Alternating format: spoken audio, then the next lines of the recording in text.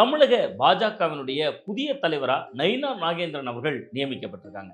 யார் இந்த நயினார் நாகேந்திரன்? அவருடைய பின்னணி என்ன? அரசியல்ல அவர் கடந்து வந்த பாதை என்ன?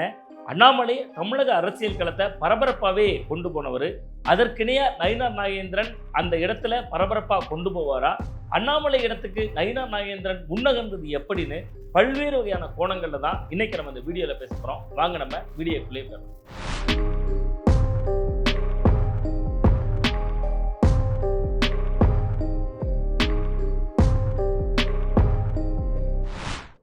வணக்கம் அன்பு நண்பர்களே. திருநெல்வேலி மாவட்டத்தில் பணக்குடி பக்கத்தில் இருக்கக்கூடிய தண்டையார்குளம் அப்படிங்கக்கூடிய பகுதி தான் நயினார் நாகேந்திரன் அவர்களுடைய பூர்வீக கிராமம். இது ஏறக்குறைய திருநெல்வேலி கன்னியாகுமரி மாவட்டத்தினுடைய எல்லையோர பகுதி. இந்த இடத்துல பிறந்தவர் தான் நயினார் நாகேந்திரன். அது மட்டும் இல்லாமல் அவங்க அப்பா நயினார் ஒரு தொழிலதிபராகவும் இருந்தார். தொழிலதிபர் அப்படின்னாலே அவங்க பல தொழில்கள் செய்தாலும் கூட அதில் ஒரு அங்கமாக நம்ம தமிழகத்தில் டாஸ்மாக் அப்படிங்கக்கூடிய ஒரு குடையின் கீழே மதுபான விற்பனை வர்றதுக்கெல்லாம் முன்பாக தனியார் வசம் மது விற்பனை கூடங்கள்லாம் இருந்துச்சு. அந்த தொழிலையும் கோலோச்சிருந்தாரு நயினார். நயினார் அவர்களுக்கு வாரிசுகள் இருந்தாலும் கூட அவருக்கு தன்னோட மகன் நயினார் நாகேந்திரனோட ஜாதகத்தை கொண்டு போய் காட்டுறப்ப ஒரு மிக முக்கியமான விஷயத்த ஜோதிடர் பகிர்ந்திருந்தார். இந்த பையனுக்கு கட்டம் சரியா இருக்கு, இவர் அரசியல் துறைக்குள்ள போனா கோலோச்சலாம் அப்படின்னு சொல்லி அவருடைய அப்பா நயினாருக்கு ஜோதிடர் சொல்லியிருக்கார். அதை அப்படியே வேத வாக்கா ஏத்துக்கிட்ட நயினார் நாகேந்திரன் அவருடைய அப்பா அவர் அன்றைய காலத்துல திருநெல்வேலி மாவட்ட அரசியல்ல தவிர்க்க முடியாத ஆளுமையாக இருந்த அண்மையில மறைந்த கருப்பசாமி பாண்டியன் அவர்கள்ட்ட அழைச்சிட்டு போனார். கருப்பசாமி பாண்டியன் அப்ப அதிமுகல ரொம்ப தீவிரமா செயல்பட்டு வந்தார். மாவட்ட செயலாளர் பதவி தொடங்கி மாநில நிர்வாகி பதவி வர கருப்பசாமி பாண்டியன் ஒரு மிக முக்கியமான ஆளுமையா நெல்லை மாவட்டத்துல கலக்கிக்கிட்டே இருந்தாருன்னு சொல்லிடலாம். காணா அப்படின்னு சொன்னா அவரை பத்தி தெரியாதவங்களே இல்லை அப்படின்னு சொல்லக்கூடிய அளவுக்கு தீவிரமா அரசியல் களத்துல இயங்கிட்டு இருந்தாரு கருப்பசாமி பாண்டியன். அந்த காலகட்டத்தில் நயினார் நாகேந்திரன் கருப்பசாமி பாண்டியன் அவர்களுக்கு அறிமுகமாகிறார். அவங்க அப்பா தான் அழைச்சிட்டு போய் விடுறார். கருப்பசாமி பாண்டியனும் நயினார் நாகேந்திரன் அவர்களும் ஒரே சமூகத்தை சேர்ந்தவங்க. அந்த வகையில நயினார் நாகேந்திரனை ரொம்பவே அணைத்துக்கொள்ளவும் ஆரம்பிச்சாரு கருப்பசாமி பாண்டியன். இது எல்லாத்துக்கும் மேல கருப்பசாமி பாண்டியனுக்கு நிழலாகவே ஒரு காலகட்டத்தில் வலம் வர ஆரம்பிச்சாரு நயினார் நாகேந்திரன். இது இப்படியே நிலைமை போய்கிட்டே இருந்தப்ப ஒரு காலகட்டத்தில் கருப்பசாமி பாண்டியனுக்கும் அதிமுகவினுடைய தலைமையாக இருந்த விஜய் ஜெயலலிதா அவர்களுக்கும் சில கருத்து முரண்பாடுகள் ஏற்பட்டுச்சு. இத்தனைக்கும் கருப்பசாமி பாண்டியன் விஜய் ஜெயலலிதா அவர்களுடைய தீவிரமான விசுவாசி. ஆன பின்பும் கூட அந்த கருத்து முரண் ஏற்பட்டதுனால அவர் திமுக பக்கம் நகர்ந்தார். அதே காலகட்டத்தில் கருப்பசாமி பாண்டியனுக்கு யாரெல்லாம் ஆதரவா இருந்தாங்களோ அவருடைய ஆதரவாளர்கள் எல்லாரும் கானாவோட சேர்ந்துக்கிட்டே திமுக பக்கம் நகர்ந்துட்டாங்க. எல்லாரும் ரொம்ப எதிர்பார்த்தாங்க கருப்பசாமி பாண்டியனோட நிழலா வலம் வரக்கூடிய நயினார் நாகேந்திரனும் கட்சி மாறிடுவாரு அப்படின்னு நினைச்சாங்க. ஆனா கானா கூட அப்படி போயிடல நயினார் நாகேந்திரன். இதுதான் தலைமைக்கு முதன்முறையா நயினார் நாகேந்திரனை திரும்பி பார்க்க வச்சுச்சு. அதே காலகட்டத்தில் கருப்பசாமி பாண்டியன் திருநெல்வேலி மாவட்டத்தினுடைய தவிர்க்க முடியாத ஆளுமை, முக்கியமான மனிதர். அவர் அதிமுக விட்டு நகர்ந்துட்டதுனால அந்த இடத்தை நிரப்புறதுக்கு இன்னொரு ஆள் தேவைப்பட்டாங்க அதிமுகவுக்கு. அதுவும் அதே முக்குளத்தூர் சமூகத்திலிருந்து இன்னொரு நபர் தேவை அப்படிங்கக்கூடிய ஒரு சூழலும் இருந்துச்சு. அந்த நேரத்துல தான் கருப்பசாமி பாண்டியன் கூட கட்சி மாறாம அப்படியே அதிமுகலேயே தங்கிட்ட நயினார் நாகேந்திரனுக்கு ஒரு முக்கியத்துவம் கிடைக்கவும் ஆரம்பிக்குது. 2001 சட்டமன்ற தேர்தலில் திருநெல்வேலி சட்டமன்ற தொகுதியில நயினார் நாகேந்திரனுக்கு போட்டியிட வாய்ப்பு கொடுக்குறாங்க. அதுதான் அவர் போட்டியிட்ட முதல் சட்டமன்ற தேர்தல். அந்த தேர்தலில் நயினார் நாகேந்திரன் ஜெயிக்கவும் செஞ்சார். முதல் முறை ஜெயித்த ஒரு சட்டமன்ற உறுப்பினருக்கு போக்குவரத்து துறை அமைச்சர் அப்படின்னு சொல்லக்கூடிய ஒரு முக்கியமான துறையை விஜய் ஜெயலலிதாவினுடைய அமைச்சரவையில கொடுத்தாங்க. அது மட்டும் இல்ல, பொதுவாக ஜெயலலிதா அவர்களுடைய ஒரு பாலிசி என்னன்னா 5 ஆண்டுகள் ஒரே துறையில அமைச்சராக இருந்தவங்கள விரல் விட்டு எண்ணிடலாம். அடிக்கடி துறைகளை மாத்திக்கிட்டே இருப்பாங்க. சின்ன குற்றச்சாட்டுகள் வந்தாலும் துறை ரீதியான நடவடிக்கை அப்படின்னு துறையை மாத்திடுவாங்க. பல பேர் அமைச்சர் பதவியே இழந்திருக்காங்க. வீட்டுக்கு வெளியில போலீஸ்காரங்க நிக்கிறாங்களான்னு அமைச்சர்கள் கூட டெய்லி காலையில கதவை திறந்த உடனே முதல்ல எட்டி பார்ப்பாங்கன்னு வேடிக்கையா சொல்லுவாங்க. அந்த அளவுக்கு அதிமுக ஆட்சியில அமைச்சர்கள் கத்தி மேல நிக்கிற மாதிரியே நிற்பாங்க.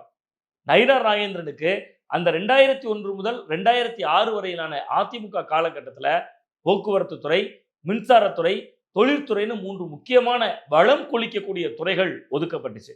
இது எல்லாத்துலேயுமே அவருக்கு சசிகலா அவர்களோட இருந்த ஒரு லாபியும் காரணமா அமைஞ்சிருந்துச்சு. சசிகலா, டிடிவி தினகரன், நயினார் நாகேந்திரன் இவரெல்லாம் ரொம்ப ஒரு நெருங்கிய வட்டத்துக்குள்ள இருந்தாங்க அப்படிங்கிறதும் இதற்கெல்லாம் காரணமா இருந்துச்சு. அதே நேரத்தில் நயினார் நாகேந்திரன் 2001 2006 வரை அமைச்சராக இருந்த காலகட்டத்தில் சில விஷயங்கள் செய்திருந்தாரு. அது கட்சிக்கே கடுமையான எதிர்ப்பையும் உருவாக்கி இருந்துச்சு.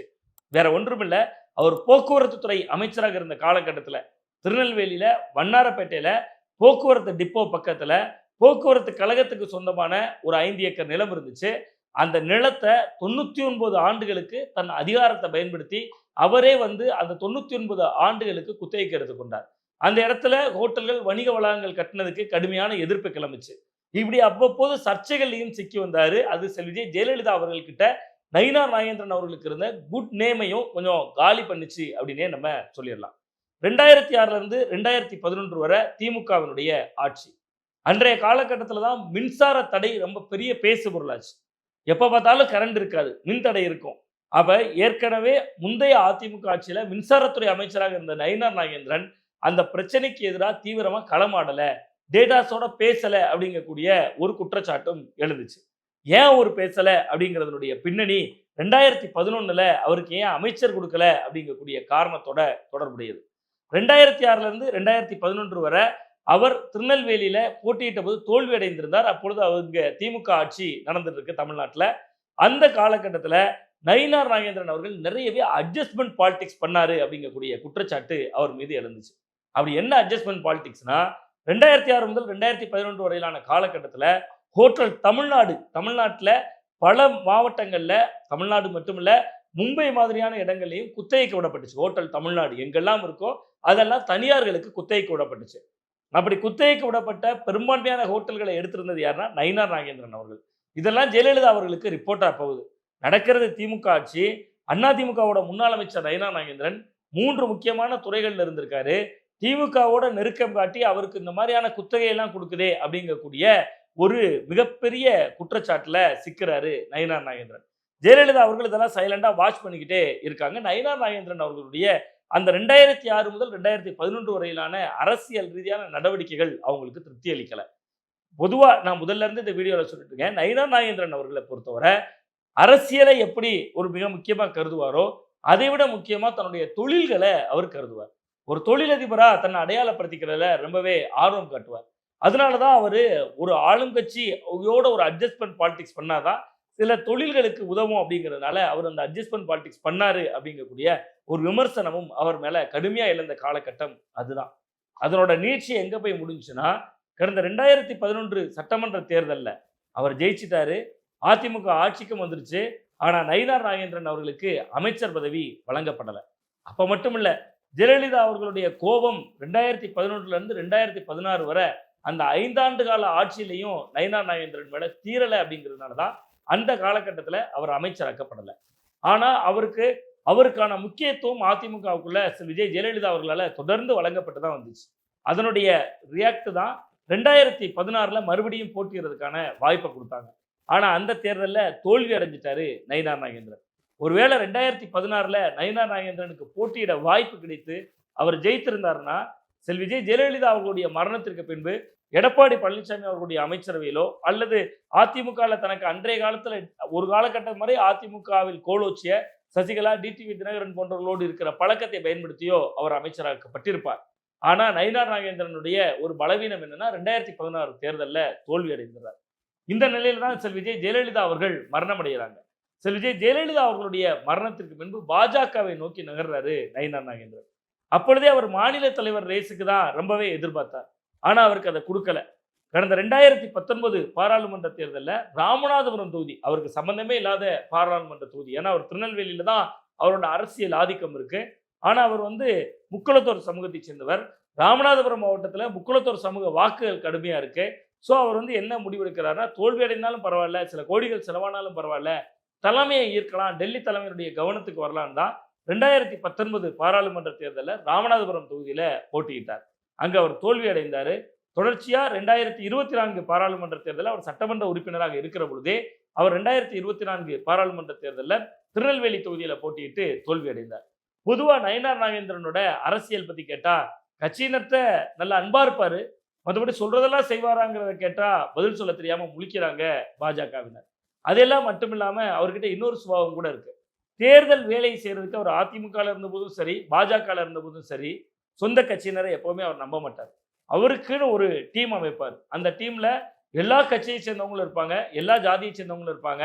ஜாதியை பேசி ஓட்டு கேட்க வேண்டிய இடத்துல ஜாதியை பேசுவாங்க, மதத்தை பேசி ஓட்டு கேட்க வேண்டிய இடத்துல மதத்தை பேசுவாங்க, மனிதத்தை பேசி ஓட்டு கேட்க வேண்டிய இடத்துல மனிதத்தை பேசுவாங்க. ஸோ நயினார் நாகேந்திரன் அவருடைய அந்த அரசியல் ரீதியான நடவடிக்கை, அவர் எப்படி குழு அமைப்பாரு, அவருடைய டீம்ல யாரெல்லாம் இருப்பாங்க அப்படிங்கிறதே ஒரு நுட்பமான ஒரு விஷயம். அதனாலதான் திருநெல்வேலி மாதிரியான ஒரு பாராளுமன்ற தொகுதியிலேயே, சிறுபான்மையினர் அதிகமாக வசிக்கக்கூடிய ஒரு நாடாளுமன்ற தொகுதியிலேயே அவரால் 1,00,000 ஓட்டுகளுக்கு மேல பாராளுமன்ற தேர்தலில் வாங்க முடியுது, சட்டமன்ற தேர்தலில் ஜெயிக்க முடியுது. ஸோ இப்போ நயினார் நாகேந்திரன் அவர்கள் தலைவராக்கப்பட்டவருடைய பின்னணியை பார்க்கலாம். இதுவரை அவர் கடந்து வந்த அரசியல் பாதையை பார்த்தோம். கானா அவர்கள்ட்ட தொடங்கின அவருடைய பயணம் இன்றைக்கு அவரை மாநில தலைவர் அப்படின்னு சொல்லக்கூடிய ஒரு மிக முக்கியமான இடத்துக்கு, ஒரு தேசிய கட்சியினுடைய மாநில தலைமை வரை கொண்டு வந்து அமர்த்தி இருக்கு. சரி, நயினார் நாகேந்திரன் அவர்கள் இந்த பொறுப்புக்கு எப்படி தேர்வானாங்க? பொதுவா பாஜகவை பொறுத்தவரை சோசியல் இன்ஜினியரிங் அப்படிம்பாங்க, அதாவது சமூக பொறியியல். அந்த சமூக பொறியியல் என்னன்னா, ஒவ்வொரு சமூகங்களுக்குள்ளாக கட்சியை ஊடுருவ வைக்கிறது. அப்படின்னா என்னன்னா, ஒரு உதாரணமாக சொன்னா, தமிழிசை சவுந்தரராஜன் அவர்கள் தலைவராக இருந்த பொழுது அது பிற்படுத்தப்பட்ட ஒரு சமூகத்தை சேர்ந்த, ரொம்ப குறிப்பாக நாடார் சமூகத்துக்கு அந்த வாய்ப்பு வழங்கப்பட்டுச்சு. அவர்களிடமிருந்து அடுத்த முறை மாநில தலைவர் ரேஸ் போறப்ப எல் முருகன், அவர் பட்டியல் சமூகத்தை சேர்ந்தவர் அப்படிங்கக்கூடிய முறையில் எல் முருகன் அவர்களுக்கு அந்த வாய்ப்பு வழங்கப்பட்டுச்சு. எல் முருகன் அவர்களுடைய காலம் முடிந்த உடனே அது கொங்கு பகுதியைச் சேர்ந்த கவுண்டர் சமூகத்தைச் சேர்ந்த அண்ணாமலை அவர்களுக்கு வழங்கப்பட்டுச்சு. அப்ப அந்த இன சுழற்சி முறையை பின்பற்றுறது அப்படிங்கக்கூடியது பாஜக ஒரு மிக முக்கியமான ஒரு அஜெண்டாவாவே வச்சிருக்காங்க. அந்த பட்டியல்ல இப்ப முக்குளத்தோர் சமூகத்திற்கு அந்த வாய்ப்பு வழங்கப்படுது.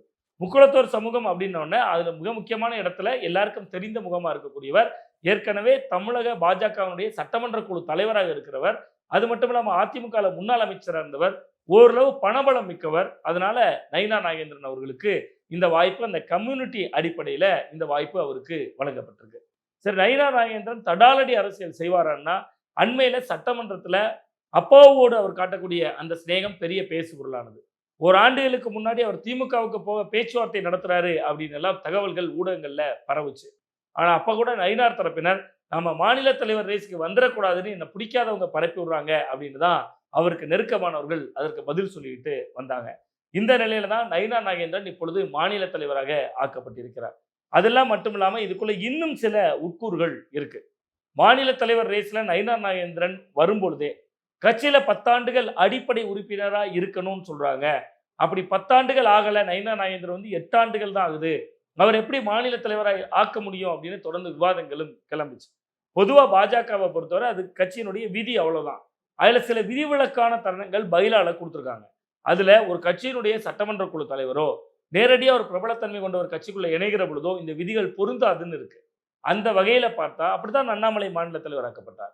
அந்த வகையில தான் நயினார் நாகேந்திரன் அவர்களுக்கும் இந்த சட்டமன்ற குழுவினுடைய விதிகள் பொருந்தாது என்கக்கூடிய அடிப்படையில இந்த விஷயங்கள் ஏற்படுத்தப்பட்டிருக்கு.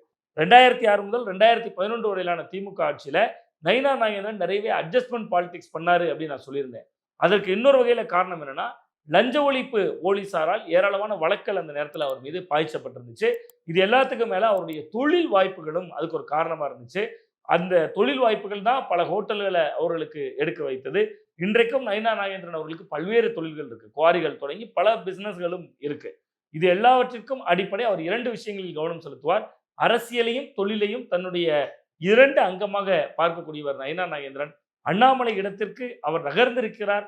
ஆனால் அண்ணாமலையை போல் தமிழக அரசியல் களத்தை பரபரப்பாக கொண்டு செல்ல போகிறாரா, அல்லது தனக்கே உரிய பாணியில அட்ஜஸ்ட்மெண்ட் பாலிடிக்ஸ் பண்ண போகிறாரா என்பதை இனிவரும் நாட்கள் தான் தீர்மானிக்கும். நயினார் நாகேந்திரனுக்கு இந்த பதவி கிடைத்ததனுடைய பின்னணியில தன்னுடைய சமூக பலம் ஒன்று இருக்கு. இன்னொரு கோணம், அதிமுகவை நெருங்குவதற்கு பாஜக விரும்புது. அப்ப அதிமுகவை நெருங்கினா அந்த உறவு சுமூகமா போகணும். சுமூகமா போக வேண்டும் என்று சொன்னால் அதிமுகவில் ஏற்கனவே இருந்த முன்னாள் அமைச்சர் என்கிற அடிப்படையிலும் நயினார் நாகேந்திரனுக்கு இந்த வாய்ப்பு வழங்கப்பட்டிருக்கிறது. பார்க்கலாம், நயினார் கோலோச்சுகிறாரா அல்லது எப்படி எதிர்கொள்ளப் போகிறார் என்பதை இனிவரும் நாட்கள் தீர்மானிக்கும். நன்றி, வணக்கம்.